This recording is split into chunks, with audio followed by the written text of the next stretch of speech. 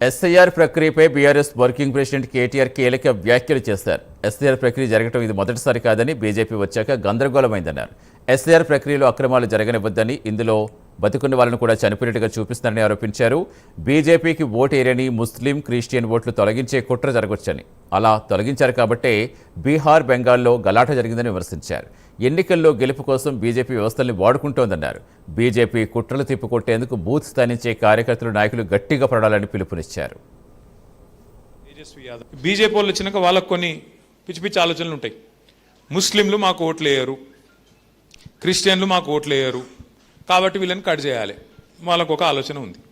దాంతో ఏమైంది, బీహార్లో గడబడైంది, ఆడ మన వెస్ట్ బెంగాల్లో గడబడైంది.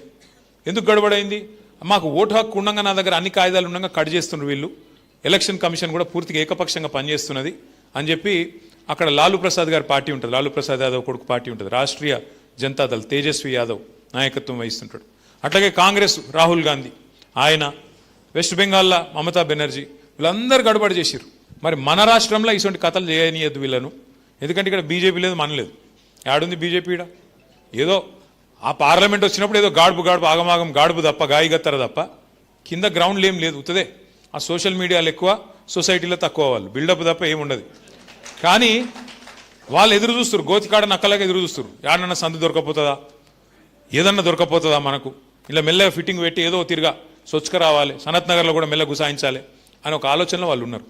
దానికోసం ఏం చేస్తున్నారు, వాళ్ళ దగ్గర ఉండే అన్ని వ్యవస్థలను వాడుకునే ప్రయత్నం చేస్తున్నారు. మరి అది సాగనీయద్దు అంటే మనం ప్రతి బూత్ స్థాయిలో ఎవరైతే బిఎల్ఏస్గా ఉన్నారో మనం గట్టిగా. పార్వతీపురం మన్యం జిల్లా జిఎం వలస మండలం గజరాజుల అర్జడి అక్కడ కొనసాగుతోంది. పెద్దబుడ్డి గ్రామంలో చేతికందిన వరి, అరటి, కొబ్బరి, మామిడి